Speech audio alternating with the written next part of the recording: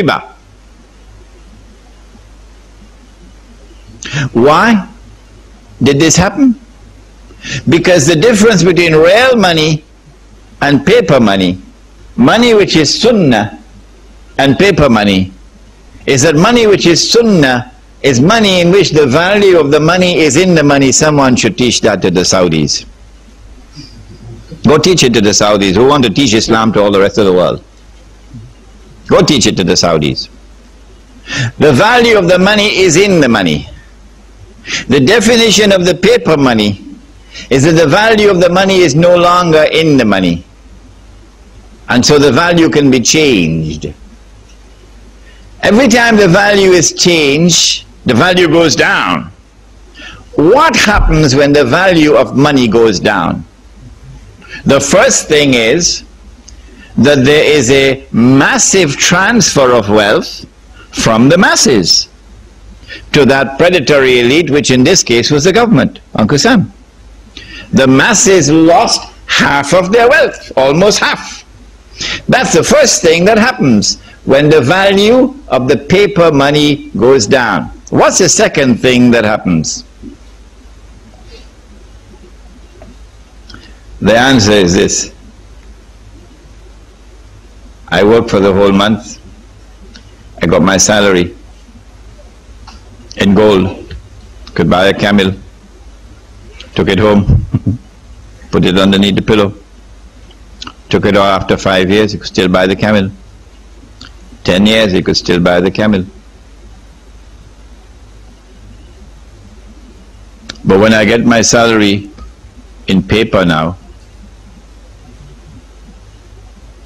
I can buy a camel, take it home, put it underneath the pillow. Few years later, when I take it out, can't buy a camel anymore. Could only buy a jackass now.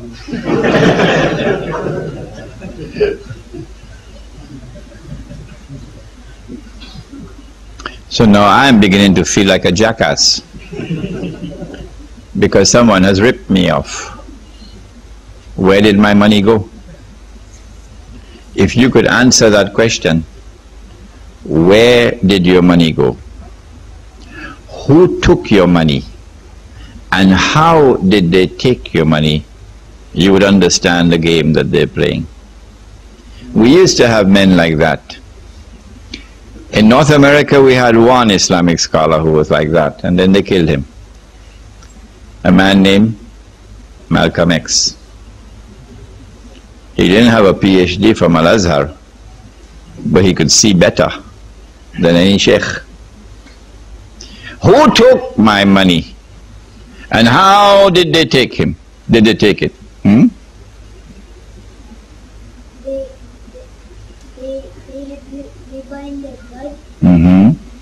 They had riba in their blood. They used a blanket when Shaitan was in their blanket. Alright, you come close by me here. MashaAllah, he's a brave boy, eh? Sit down.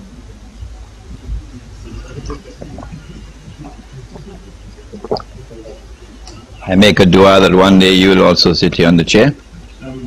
And you'll also give the lecture, inshallah. A few years later, I take the money out of my pillow. Can't buy a jackass anymore. Can only buy a goat. A few years later, can't buy a goat anymore. Can only buy murgi. Dajaja. Chicken. I mean, you got to eat a lot of halwa not to be able to see that this is haram. But the distinguished muftis of Islam still have to declare that this paper money is haram. The rip-off has taken place. The thieves have looted everything. Our people are now in miserable poverty. Destitution, imprisoned in that poverty. كاد الفقر أن يكون كفرا. said the Prophet ﷺ, that this poverty and destitution can lead a people to kufr, and that is what is happening in many parts of the world. But the Mufti still cannot see that this is haram. You will not get a fatwa from the Mufti that this is haram, much less to get a fatwa from the Mufti that this is riba. How is it taking place? They started with gold, paper being redeemable in gold.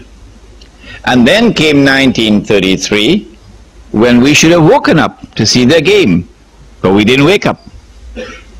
So in 1944, at the end of the Second World War, they now consolidated the system in the creation of an international monetary system now. Consolidated. The new international monetary system emerges out of the Bretton Woods Agreement in upstate New York.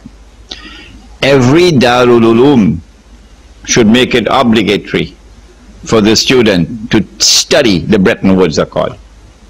You must study the Bretton Woods Accord to understand monetary economics today, so you can understand the subject of riba. Is it taught in the Darul Uloom?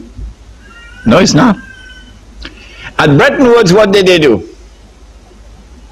They said, no longer will paper be redeemable in gold. Only one paper will be chosen to be redeemable in gold. All the rest will not. The one paper which was chosen was the US dollar. So the US dollar will be redeemable in gold, but not sterling pound, and not Pakistani rupee, and not Indonesian rupiah, not Australian dollar. No, only one. So this is a major blow to the integrity of money. The second thing that they did was to declare that the only people who could come to Uncle Sam to redeem their paper for gold are governments. You and I can't do it. Only governments, only central banks. So now the entire system has lost 99% of its integrity. It has only 1% left of integrity, but those fellows are still eating halwa. 1% integrity left. That governments, central banks can go to Uncle Sam with their US dollars and demand the gold. Nobody did. From 1944 to 1971, nobody did. The Vietnam War took place in the late 60s, and Uncle Sam printed a lot of paper to finance the war. And Uncle Sam didn't have the gold to back that paper. At Bretton Woods, they had fixed the price of gold at $35 an ounce. Fixed. It is there in the Bretton Woods Accord. Uncle Sam didn't have the gold to back all that paper. So in September 1971, the British government came in one Friday evening perhaps with $3 billion and said, Uncle Sam, we want the gold. Uncle Sam knew that the game was up. The game was up. Because come Monday morning, guess who is going to be at the front of the line? Saudi Arabia. Or who behind Saudi Arabia? Kuwait. Huh? And a whole long line of people, of government, central banks, we want the gold. So Richard Nixon retired to Camp David, and then on Sunday he had addressed the American people, and he said, we gave our word, but we don't have to keep our word. We gave our word, but we don't have to keep our word. We will no longer honor our obligation under Bretton Woods to redeem paper for gold from central banks. And so since September 1971, this may be news for some of you who have been eating halwa. Since September 1971, there is no legal link between paper and gold. It's gone. Now all that they have to do, those who want to rule the world, All that they have to do is to take control of money. Anyone who takes control of money can rule the world. And you know that when the Messiah comes, the Prophet Isaiah said that when the Messiah comes, he will rule the world. But they rejected the Messiah. Say, "Na'udhu billah min hadha," he's a bastard. And then they say, look, he died on the cross, so he couldn't be the Messiah. And then the Prophet said that Allah will send into the world one who will impersonate the Messiah, Al-Masih al-Dajjal.